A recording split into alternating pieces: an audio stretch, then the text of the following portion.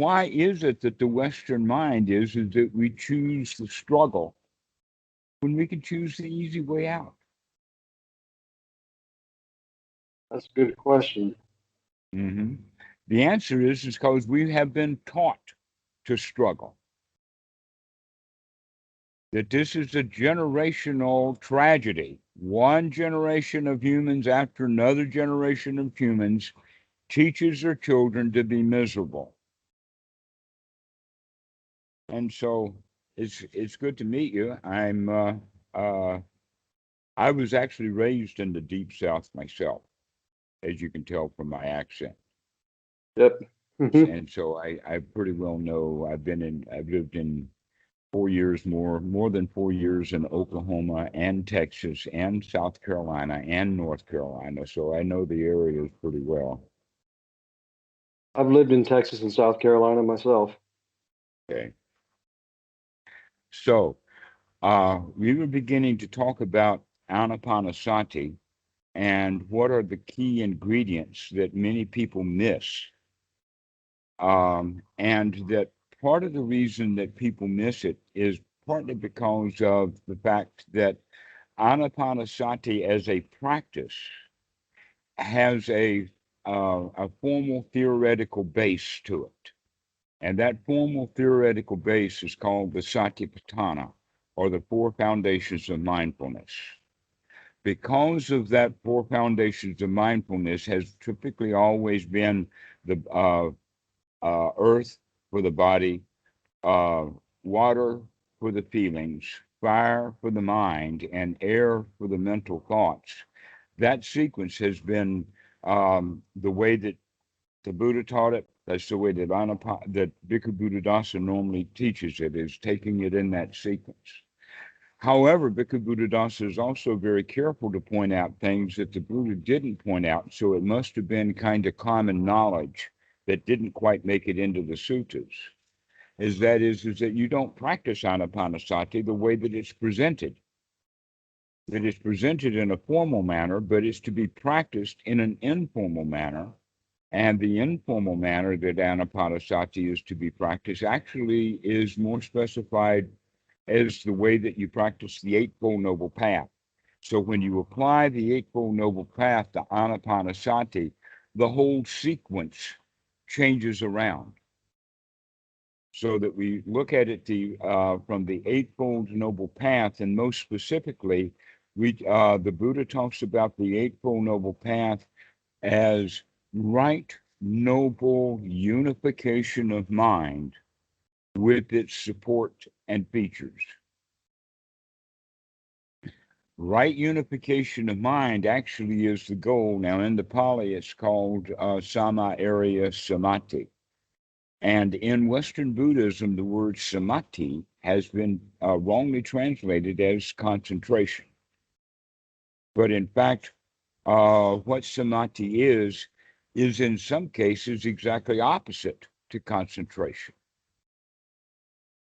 Here's what I mean by that.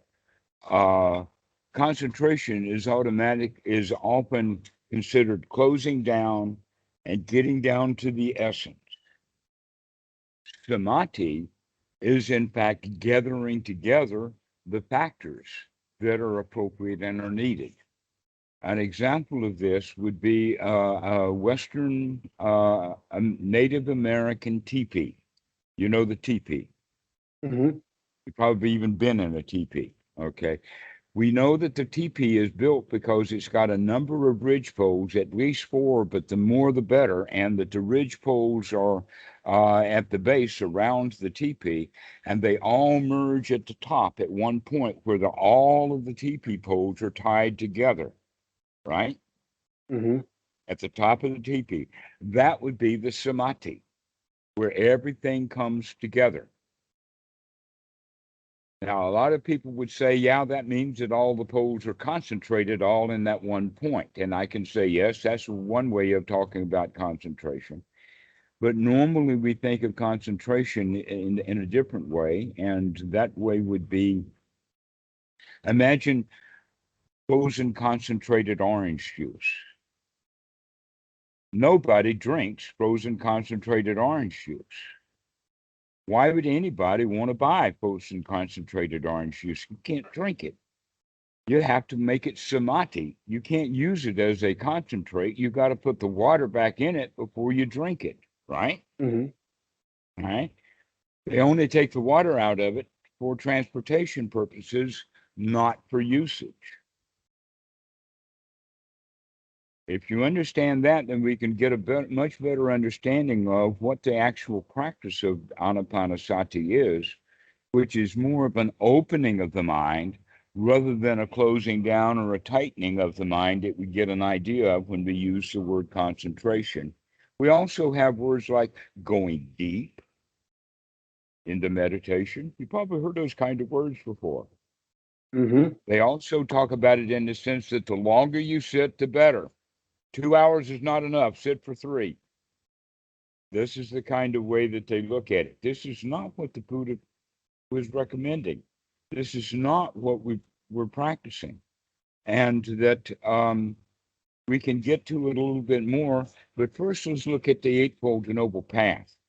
Right view means, or especially right noble view, means that we're doing an investigation. That in fact he talks in the sutta, the Buddha talks about it, is the facility of investigation, the wisdom factor, the factor of inspection, investigation.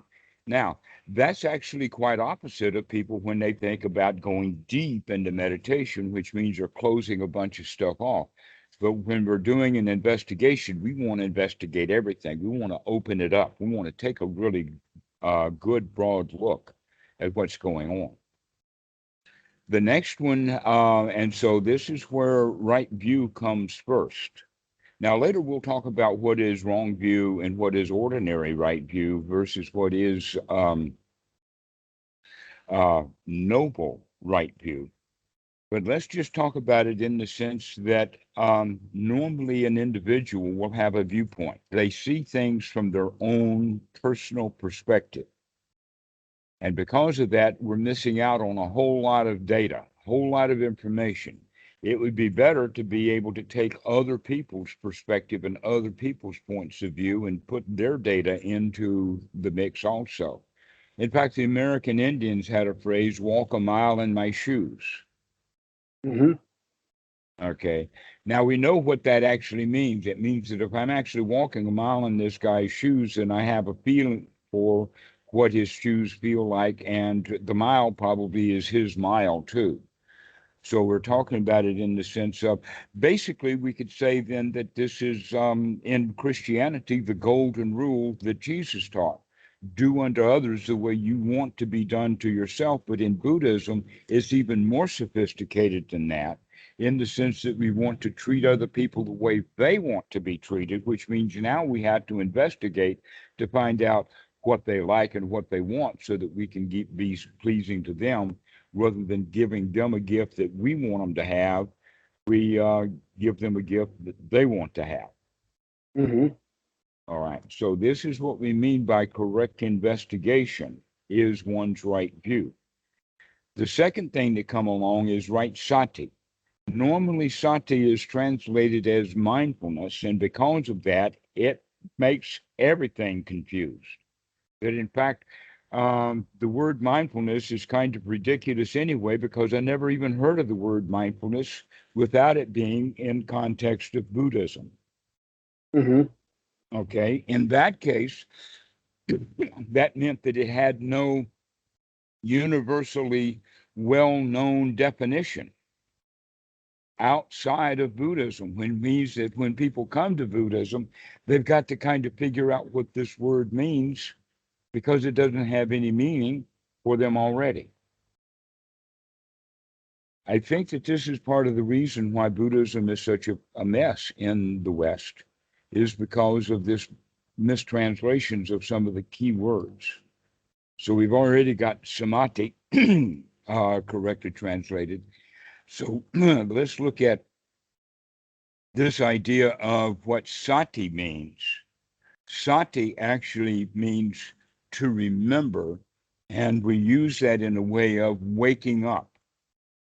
in the sense to wake up to be here now in this present moment. So when you wake up, first wake up in the morning, when you're in bed and you first wake up, what's the very first thing that happens? Is that you're aware that you're not asleep. Mm-hmm. Right. That's the wake up. We begin to wake up in the sense that we know something. This is, in fact, what that wake up call is. And so the wake up, or to remember, means to remember that we're going to practice. Remember to look at what's going on, to remember to apply our right view and to do a bit of investigation. Okay. We'll fit this into Anapanasati soon enough. The next one is one's right effort. And this is the key ingredient that's missing in Western meditation more than anything else. And that is that people are not taking the right noble effort. Most of them are either putting in the wrong effort in the sense of not enough effort, like in choiceless awareness or sometimes in the noting. And then other people work too hard at it. They strain, they struggle. I'm not getting what I want out of meditation now. Let me try and struggle harder. And neither one of these things are going to be successful. And so there's a midpoint in there that is one's right effort. Now, I'll also say that the effort in the beginning is bigger because we have not been in the habit of making the effort. And so it's going to be like a new skill to be developed. But once we get the skill developed, then the effort becomes almost effortless. But in the beginning, we have to actually take the effort, the right effort. Now, what is then to be done with one's right effort? And this is the place where most of them miss. In the Mahasi method, they do noting. You've probably heard about that, okay? The noting of, and so the question is, well, what do you note? The answer is whatever occurs, right? Note whatever's there. The Buddha would say that is going to take you into a pretty dark place, a terrible place, a dark night of the soul, maybe, if you practice that way. Mm-hmm. That there is another way of practice, and that other way of practice is the way of the Buddha and Bhikkhu Buddhadasa, and surprisingly enough, the way of Mahasi also. But in fact, what we have as Mahasi method in the West is not what Mahasi Sayadaw taught. The Mahasi Sayadaw that died in 1982 was much closer to Bhikkhu Buddhadasa. And he was not particularly magical. But what he did teach, in fact, that is right, is that the mind must be free from hindrances before the noting is done, which is exactly what we're talking about here, that one's right effort means that we have to remove unwholesome thoughts of the mind and put wholesome thoughts into the mind. And now we're beginning to understand that that's exactly what is in Anapanasati Sutta. That step number 9 of Anapanasati is to do that investigation that we were just talking about, one's right view and sati. And then step 10 of Anapanasati is to gladden the mind, which means to take the unwholesome things out of the mind and put wholesome things in there, one wholesome thought after another after another. This is the practice of the Buddha. And that we have to actually put some skin in the game. This is an important point about one's right effort. That we actually have to, the Mahasi translations from the Burmese talk about jumping on, falling on, seizing, confronting. These are the words that Mahasi uses, and he talks about it in the sense of your object of meditation. Whatever object of meditation that you have, you just don't observe it or notice it or note it. You grab hold of it. Mm-hmm. You tie it down. You sit on it. You jump on it. That's the difference. That's the problem that the Mahasi method in the West has. And you can also hear that in the sense of what they call choiceless awareness, which I think is more Vajrayana in its orientation. Mm-hmm. Okay. What does choiceless awareness mean? That means to be aware of what's going on in the mind, but don't make any choices about it. In other words, if you have all of the right intentions and you're paving your own highway to hell with your own good intentions and you wind up in hell, at least you were practicing correctly the Vajrayana. And so, in fact, Vajrayana, the high choiceless awareness and noting and those kind of things will oftentimes take the student into a really, really bad state because they're not practicing according to the Buddha, according to Bhikkhu Buddhadasa, and according to the Mahasi, where all of them talk about that the first thing that has to be done is the removal of the hindrances, remove the mind from unwholesome thoughts, and to put in wholesome thoughts. Only then can any progress be made. This is, I can give you so many sutras where this is. In Sutra number 10, when it starts into the Dhammanupassana, the first thing is there is the hindrances, and each hindrance is mentioned one after another. And the last statement about each of the hindrances is that this hindrance must be removed. In Sutta number 39, the Buddha gives a long exposition about the hindrances. And in there, he talks about, he gives 5 analogies of what it's like to be free from the hindrances. And we'll talk about this at another time, but basically what it means is being relief, complete relief. To be free from hindrances is like being out of jail. Being free from hindrances is like being on a long journey and then arriving home. What a relief it is to finally come home. Mm-hmm. And so the hindrances are like wandering around, having work to do, and we do that. We think up work to do, and then we tell ourselves we've got to do it. And so these are all unwholesome thoughts. And if we practice meditation without having the removal of these unwholesome thoughts, we're not going to make much practice or much progress. The very first thing that has to be done is the mind must be free from unwholesome states. So, the first thing then that the student needs to do is to develop the skill of right view or right sati in the sense of making that determination about what is wholesome and what is not wholesome. What is it that's wholesome? That's something that you're going to have to figure out for yourself. We can give you some guidelines. Okay. An example of that would be sort of like that we can show you all this various kind of luggage, but you're going to have to pack your clothes. Mm-hmm. All right. So the whole idea is that the kind of thoughts that humans can have is vast, but most of them are unwholesome. The kind of thoughts that a human can have that are completely and totally wholesome are very few. It's almost like the same thing as the number of lies or the number of things that you can say that is false is vast as compared to the number of things that you can say which is absolutely true. The example that I always give is for the student is how old are you? How Me, old are you? Yeah, how old are you? 47, All right, now lie to me. How old are you? 43, Now lie to me again. How old are you? 27. Okay, so how about 300? How about 9,000? You can say anything if it's a lie. Mm-hmm. I'm minus 23. Okay. Okay, we can say anything that's a lie, but the truth is very small. Just one of those numbers is true.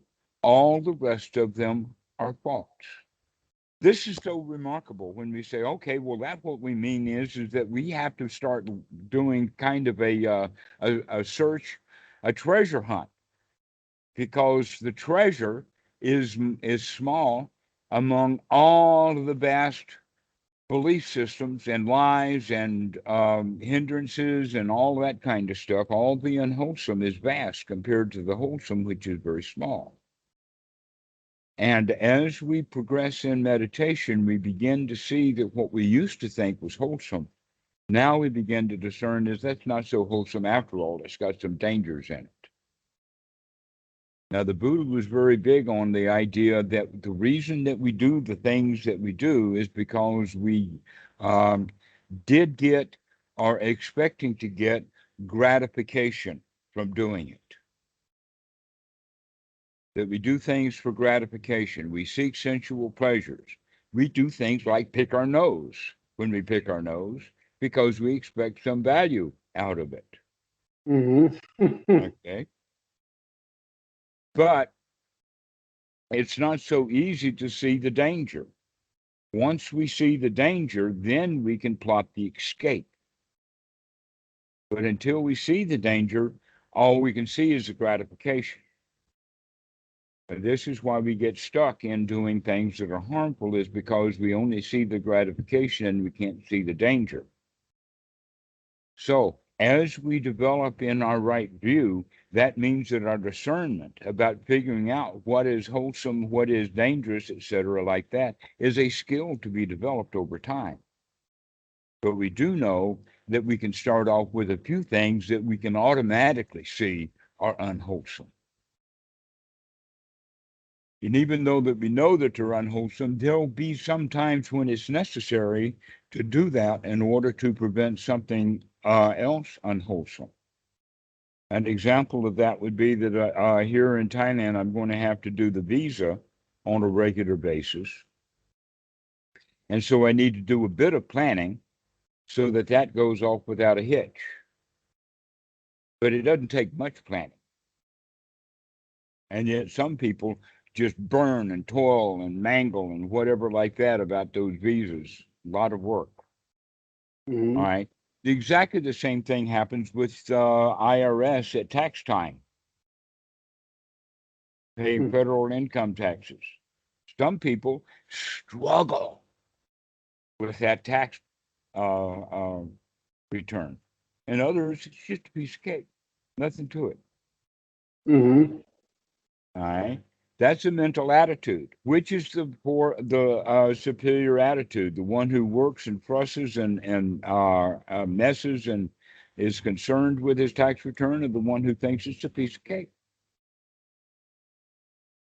In that regard, wouldn't it be better then for people who struggle and mess and toil with their life and redo and try to cheat here and there and wonder if they're going to get caught and all that kind of stuff? Or someone who lives his life, oh, life's a piece of cake, easy enough. Why is it that the Western mind is that we choose the struggle when we can choose the easy way out? That's a good question. Mm-hmm. The answer is because we have been taught to struggle. That this is a generational tragedy. One generation of humans after another generation of humans teaches their children to be miserable. That it's all learned behavior, one generation after another. And so we pick up the bad habits of our parents, and then we pass those bad habits on to our children.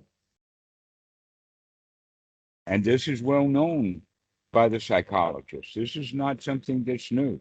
An example of that is that in families that have domestic violence, the children who were raised in a household that had domestic violence are more than likely going to be living in a household when they're adults that has domestic violence, because they're going to be in the new case the ones who were doing the violence, Mm-hmm. because they learned about violence. Okay, so this is the way that we begin to understand that much of our unwholesome behavior we learned as children. when we were really ignorant. We piled on all of that stuff, and everybody that we heard, especially if we were in danger, because when a child is in danger, which means the self-preservation instinct is going on, that means he's going to remember that event. He's going to remember the really dangerous events much more likely than he's going to remember all of the good events. An example of that is when I was in high school, when I first started riding motorbikes. I had several motorbike accidents. I remember those bike accidents, but I don't remember so much the exhilaration of riding around town all day. Mm-hmm. We remember our tragedies. Okay, so now we've got a whole long list of tragedies that we use as a past for us to use as a base for remembering. If we've got a bunch of garbage, then we're going to remember a bunch of garbage. We're going to have a bunch of garbage in the thoughts and in the mind. We're going to have garbage feelings associated with them. Those are all unwholesome.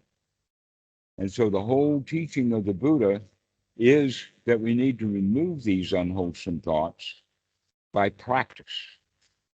We have to practice to sit there and to watch the mind and to recognize that any thought that comes up has to be judged. Is this thought worth having or not? And if it's not worth having, then we can throw it out and put something in there that is worth having. This is the practice of Anapanasati over and over and over again. And that's why, and if you noticed, I haven't told you anything about formal meditation practice. That we're talking about actually to remember to wake up, to look at what's in the mind, and if it's unwholesome, to throw it out and put something wholesome in the mind. You can do that driving your car, walking down the street. You can do that riding a bus. You do this at any point in time. All you have to do is remember. That's the sati, to wake up and to look at what you're doing. Well, most people, when they're out in the world is too much for them. And so what the Buddha recommends is to get ourselves into seclusion, to get away from the world. And when we get away from the world, what we find out is we brought the world with us anyway. Mm-hmm. And so now that world, we have to start evaluating and throwing those thoughts out and start having wholesome thoughts. And so your practice is to begin to recognize for yourself, is this thought wholesome? Is this thought wholesome? Now, there's an actual added ingredient into that. But this is one's right effort. The Buddha talks about that one's right effort is to change the attitude or to change to change the view from wrong view to right view. And one's right effort is also to change our thought from one unwholesome thought to a wholesome thought. This is the practice that we're starting. Now, the important point here is that the Buddha also in the Anapanasati Sutta recommends a particular kind of wholesome thought. And that is a thought that gladdens the mind, brightens the mind, brings the mind up. And in several of the books that have been attributed to the various lectures that Bhikkhu Buddhadasa has given, one of my favorites, I got it pegged, is way into page 217 in this book on Anapanasati, where Bhikkhu Buddhadasa makes the statement, this is the first thing that you should be doing. That's the problem with books. If you have a book that's organized with an introduction and whatnot like that, it's wait until 200 pages in to tell you this is the first thing that you have to do. But that's how the book is written. So I can give you that in our first talk. The very first thing that we have to do is to learn to gladden the mind, to take the mind out of unwholesome states into wholesome states. And so we could say that, all right, if we're going to do noting, then the noting has to be an active skin in the game noting, in the sense that if you're going to note what's in the mind, then as soon as you find out that what's in the mind is not wholesome, you throw it out. And you put something in the mind that is wholesome. And a lot of people say, well, I can't throw thoughts out of the mind. But they don't recognize that when they just said that, then they had just thrown out whatever thought they were having so that they could put that thought in. That the mind is like that it's almost like a conveyor belt, and whatever is in front of you on that conveyor belt, that's what's in the mind right now. But as soon as that conveyor belt moves, you've got a new mind moment, and you could put into the mind anything that you want to. The Buddha had a phrase that he used that he got started from the very beginning, when he was under the Bo tree, when he was beginning to put together Paticca Samuppada and the Eightfold Noble Path and all of that. There is a key ingredient, a key point about this that he came up with. And that key is, aha, I see you, Mara. Well, that aha, I see you, Mara, that's sati, to wake up. Number two, to take a look. To three, to investigate to the point of recognizing with discernment that this thought is unwholesome. And then the next thought that comes in is the gladdening of the mind. Aha, I see you. Aha, I caught you. Aha, I see you, Mara. And so we have just now changed the mind out of the unwholesome thought of Mara into the wholesome thought of, aha, I see you, Mara. Also, in that regard, that when people are having thoughts, random thoughts, the general idea is that this is my thought and I am the thought.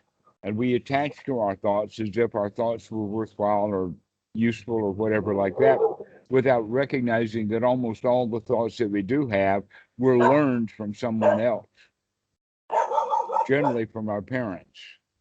Mm-hmm. And so we, the kind of thoughts that we have, we attach to as if they're my thoughts, to in fact, no, it's just a thought. It's just a thought. But when it's my thought, it's like grasping or clinging to that thought. And when we wake up, the wake up is, aha, I see you, Mara. Normally we live our lives like this, in suffering, in it. This is my thought is taking me, and whatever way that thought goes, I feel that way. I'm in it, I'm stuck. But the wake up is to, aha, I see you, Mara.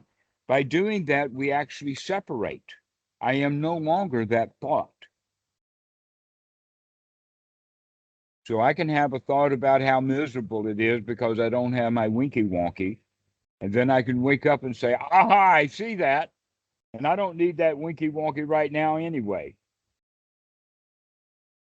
And so this is the wake up. This is the gladdening of the mind. This is one of the key ingredients to Anapanasati that is also missing in the Mahasi method with the noting. Is because error how bad it is, that's what they're noting. Here, we're only noting it enough to where we can say, you've got to change that. You've got to come out of the unwholesome and bring it into the wholesome, so that you can begin to have one wholesome thought after another wholesome thought, after another wholesome thought, after another wholesome thought. Now, these kind of wholesome thoughts that we're talking about of the gladdening of the mind can actually begin to spark us up and make us feel better if they are real, as opposed to what we call affirmations. You probably heard of affirmations. I mean, libraries full of books Mm-hmm. have been written on affirmations, and people will buy these self-help books and they'll Mm-hmm. read it. And while they're reading the book, they feel really good. But when they put the book back on the shelf, they forget all about it. Yep. Or the teenage girl will stand in the mirror in the morning and looking in the mirror and telling herself, "Oh, you're the prom queen, or you're the most beautiful girl in town," and all of this kind of stuff, giving herself those affirmations. Deep down inside, she doesn't believe it, and so they're not really going to be of any value when she gets to school. When she gets to school, she'll be going to be back into the same old mentality because those affirmations she gave herself while looking in the mirror didn't stick because they weren't real.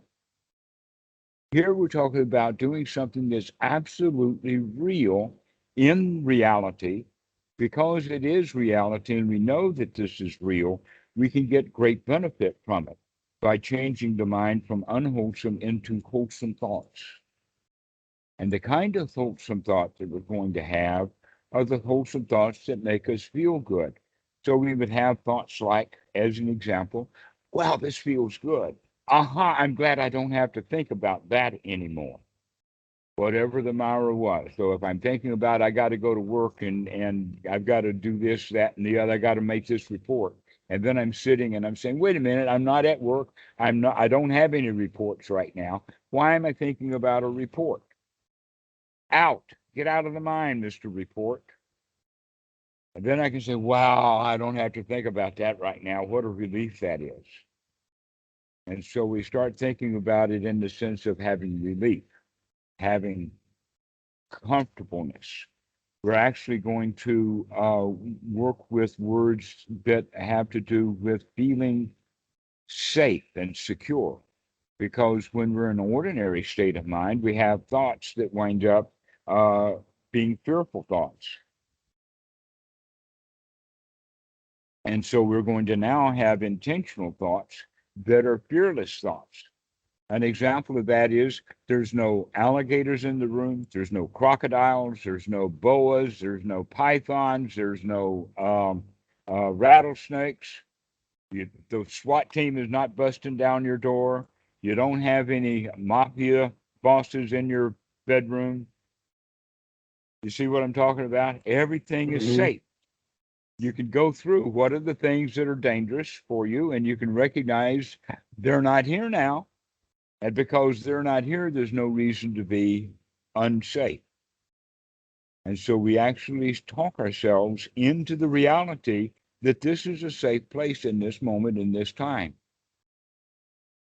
And we begin to feel safe. We also begin to say things like, this is good. This is nice. This is good enough. I don't need anything new. So we become comfortable and also we become satisfied. In fact, this whole point about satisfaction is remarkable because we spend our whole lives being dissatisfied. This is actually possibly the very best definition of the word dukkha. Dukkha does not necessarily mean suffering, it means just being dissatisfied.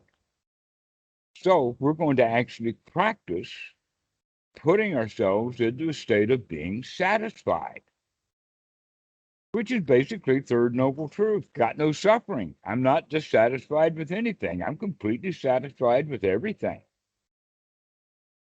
And so we begin to work with this. Begin to say, I'm comfortable, I'm secure, I'm satisfied, I'm safe, and everything is all right. And I've got no worries, no place to go, and nothing to do. The spring comes, the grass goes by itself. So we get ourselves in this state of everything is okay, everything is fine. Tell yourself a few jokes. Enjoy your life. Taking a deep breath. And in fact, this is the second part of one's right effort that is generally missed in the Western Mahasi method. But Bhikkhu Buddhadasa and the Buddha and Mahasi all make a big point of it is that the breath is not just to be watched, it's to be grabbed hold of, it's to be seized.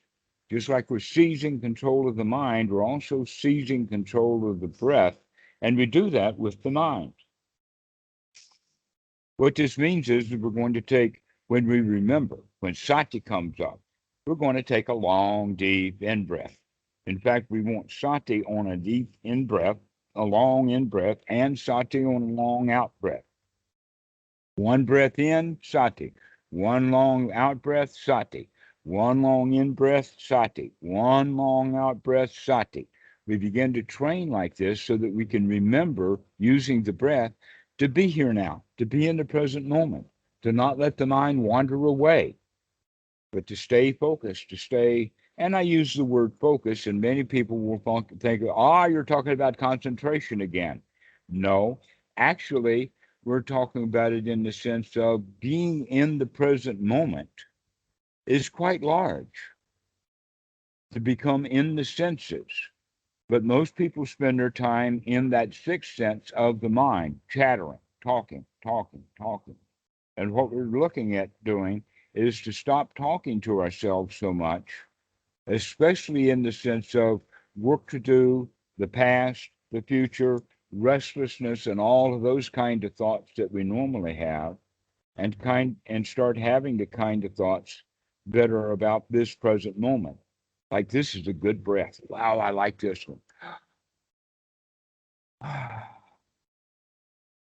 And just be in the present moment and start to enjoy, remembering to take a long, deep breath, remembering to take a long, deep out breath, remembering to throw out unwholesome thoughts, and remember to put in wholesome thoughts. This is the basic practice of Anapanasati. And so this is all there really is to it. Now we can put it into some context and whatnot like that, but we can talk about it in the sense of what people in the West refer to as formal sitting practice. We could use the word formal sitting practice in the way that is useful, in the sense of making sure that we're away from the world in seclusion. So we go to a secluded spot. But the secluded spot could be off in the woods, could be in an empty hut, does not have to be in a meditation hall. But we do want to make sure that we're away from everything so that we can practice quietly.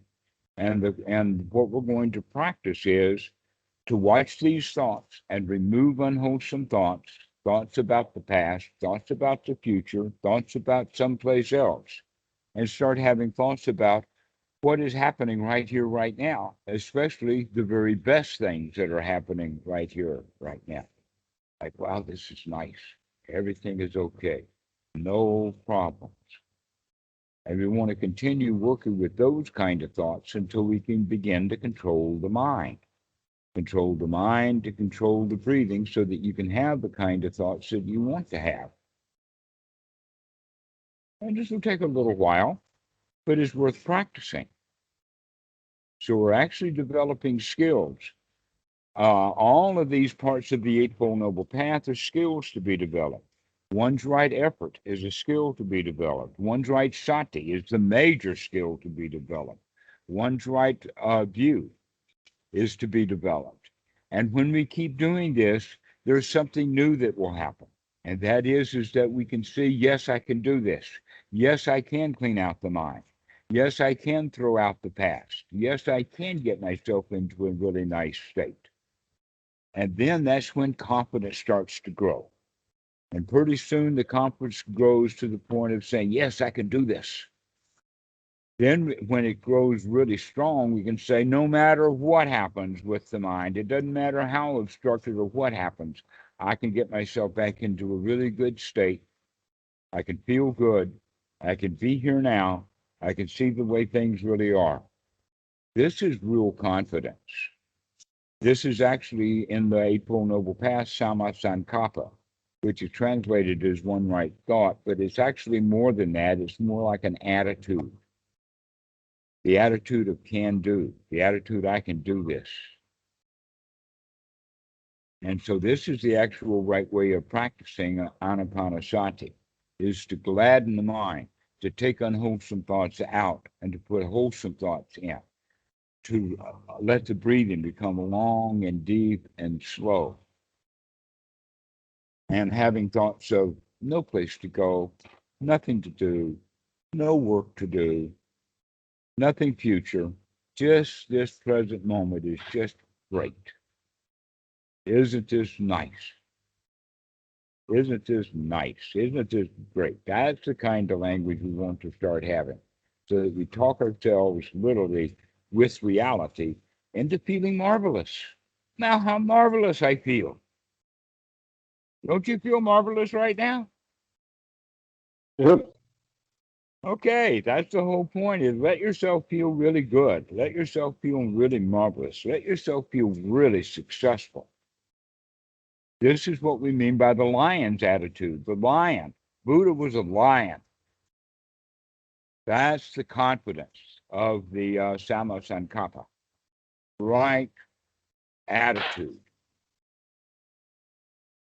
So you can develop that. Now, one of the things that we can talk about is that how often do you practice it? Where do you do it? And all of that kind of stuff. And I would recommend You see, in most meditation systems, they have the idea that sitting for a long period of time is of some value. But a way of looking at it is to say that you could sit for an hour. That means that every day you sit for an hour, that's 23 hours of hindrance, and maybe 1 hour that's only partial hindrance. So we're not looking at any formal sitting practice to do anything rather than getting us in the habit of doing something that we can then take out all day long. And for that reason, I would prefer to see students practicing 5 or 6 times a day for 10 minutes, 6 times a day, or maybe even if you're really good at it, for 6 minutes, 10 times a day, Mm-hmm. rather than for 60 minutes in a row. Why? Because the mind's going to get tired. People talk about going in deep into meditation. We're not trying to go deep into meditation. We're brightening the mind. We're getting gladdened. We're being in the senses, and we're here now. We're becoming awake. In many cases, you could see that what is normally referred to in Western systems of meditation is not waking up, it's going to sleep in a way. It's going deep into meditation. And many Mm-hmm. times it's just deep into thought and deep into unhappiness because they're not cleaning out the mind, they're not finishing the hindrances. And so the first job that we have to do is to get the mind free from the hindrances, to get out of the whole unwholesome and have wholesome thought. Only then can we make any progress.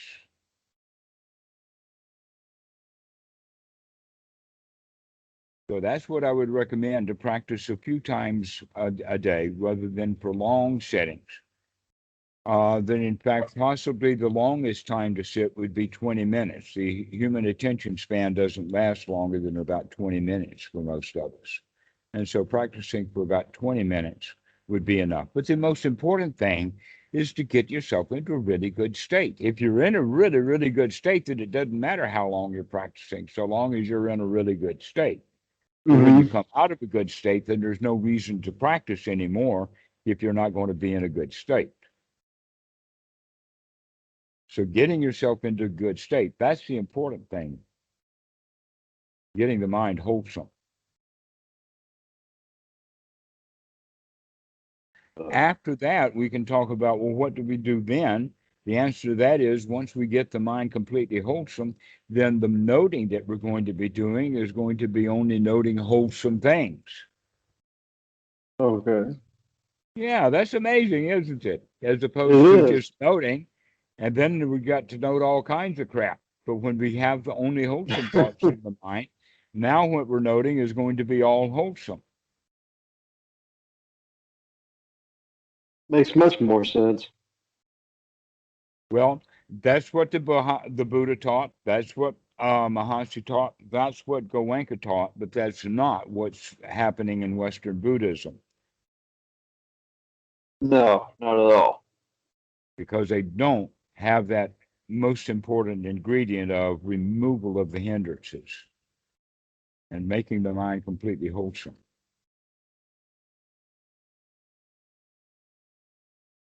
So, do you think you got somewhere to go now? You got a method of practice that you can start with? I do. Everything you said makes perfect sense. My general before tonight was I would usually my daily practice was when I get up first thing in the morning, I would sit for 30 minutes, and then when I got home from work, I would before I would start my studies, I would sit for 30 minutes. The afternoon sit was generally more, I was constantly dozing off. I was trying to stay awake, but I was constantly dozing off. And so I finally just got tired of doing that. I would just try to make it, lower a little bit to like maybe 15 minutes. All right. Well, we can talk about that dozing too, because you can see that number one, when the mind gets tired, it's going to go to sleep. And Yep. one of the ways that it gets tired is because we're not breathing well. If you start breathing well and taking long, deep in breaths and long, deep out breaths, you're going to energize the body. It's not going to be so sleepy. Okay. When you say long, is that like doing it, letting it go naturally, or just trying to start off doing it long and then letting it go naturally? We want to. The answer to that is we're going to actually control the breath. We want to do. We're going to develop two skills at the same time. One is the skill of sati, and the other is the skill of breathing well. Okay. So we're going to remember to breathe well. Now, what do we mean by breathing well? Well, one of the qualities of breathing well is that we become relaxed. That part of Anapanasati is the relaxation of the body as well as waking up the body.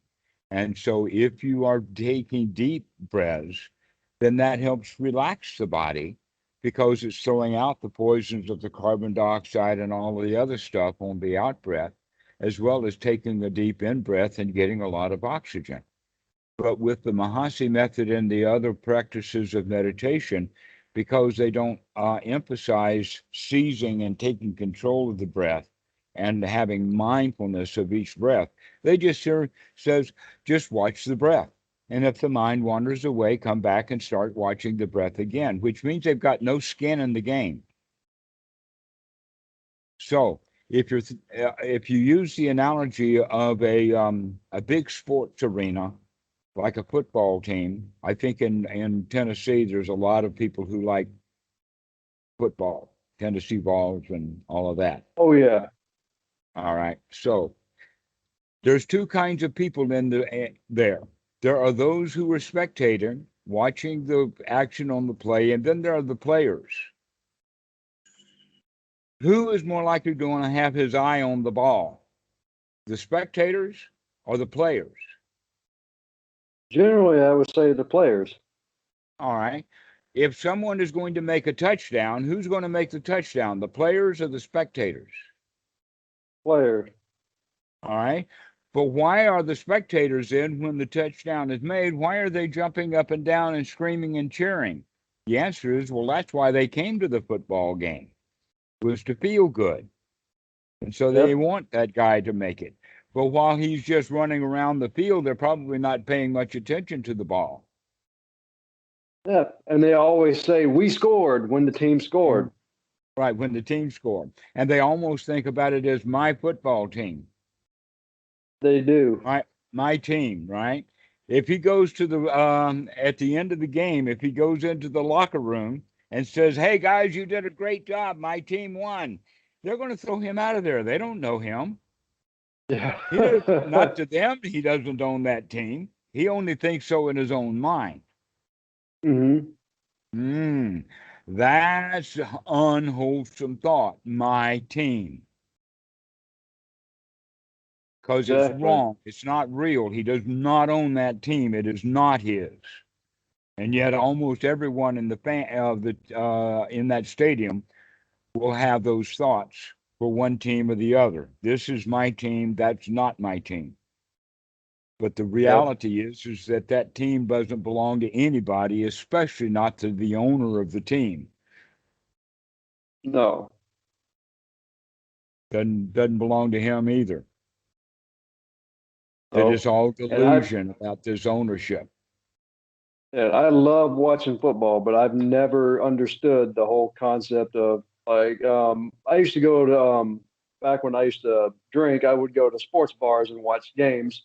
And sometimes, I have to get up, go to the bathroom, go get something. I come back, I hear a bunch of yelling. What happened? Oh, we just scored. I would always think, who is this we you're talking about? You didn't do anything. You just sat there and watched it. The Mm-hmm. individual is the one who just scored.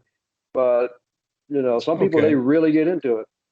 All right. So now that we've really thoroughly investigated this analogy, we can recognize that a lot of people who are practicing meditation do it like spectators. Oh, okay.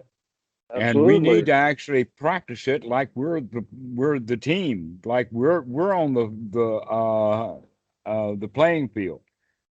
hmm You have to actually take control of your breath. This is not a spectator sport. This is you got to put some skin in the game. This is one's right effort. Okay. That makes perfect sense now. Yes. Okay. So this is where we're going with this. You can see also an example is that somebody's playing a video game and you're just watching it over their shoulder. It's a little bit entertaining, but anything will drag you away from it. But if you're playing that game yourself, mom can come up and yell in your ear and you're not going to pay any attention because you're in that game. You've got it. Okay. Absolutely. That's the kind of practice that we're trying to put into is we're trying to put some skin in the game. Got to take control of the mind. Got to take control of the breath. And this is the Okay. kind of teaching that is not taught. And I think that in Asia, it doesn't have to be taught because anybody would just kind of understand that. But in the West, we've got this whole spectator sport mentality. Yeah, they do. And so the important point for you to understand is that this is your meditation. You're the one who's got to do that. You've got to take control of your breath. You've got to take control of your mind. You're the one who has to monitor the mind and make sure only wholesome thoughts come in. And as you keep doing that, you'll get really developed in the skill so that you'll know more and more what's a wholesome thought and what's not wholesome. And so this is the way to get started. All right. All right. So I guess rule of thumb for just starting tomorrow morning when I wake up, just instead of spending 30 minutes straight, do 10 minutes here, 10 minutes there, but not trying to Okay. just do it all at once. Exactly. Not doing it all at once, but the other point is that but you don't have to wait until tomorrow morning. You can take that deep breath right now. Yes, that's true. And as soon as we finish the conversation, you can go get a cup of coffee. And while you're getting that coffee, while you're pouring out the water, you can take that deep breath and say, My, isn't this marvelous? Mm-hmm. So we want to start putting the practice throughout the day. We want to remember to do this. And we'll talk about it a little bit later, but the important point about sati is that sati is a skill that we need at certain periods of time in our life. There will be crises, little and big, where we need to wake up. We need to know what's going on, but we're lost in thought instead. Mm-hmm. So we need to practice sati so that we can practice it to get it when we need it the most, like when the boss is coming down the hall or when the cop is flashing his red lights behind us on the highway, Mm-hmm. times like that. Okay. When we need it most, that's when people lose it. Oh, exactly. Okay. So this is why we're going to practice often and practice in a way to remember this breath and remember that so that we can have our wholesome thought processing going just at the time when we need it most. An example is when the cop is stopping you out on the highway, you better not be afraid of him. You better be able to meet him in a friendly and happy manner. If you're freaked out, he'll freak out, and the next thing you know, you might be dead. Yeah, So, absolutely. this is why sati is so valuable, so important, and such an indefinite skill to be developed. That is, every breath has to be an intentionally long, deep breath. Every out breath has to be intentionally a long, deep out breath. Every one that you can remember. This will help develop that sati. Okay. Okay, Randy. I'm glad that you called. I hope to see you again soon. Oh, I look forward to it many more. All right. Okay. Well, once or twice a week will be good. Okay. And like I said earlier, Fridays are generally the best time because that's when I'm off the weekends and that's when I'm got plenty of time. That would be great. All right. Well, I look forward So, to it. all right. Well, we'll finish this call now and we'll see you soon. All right. I will see you soon.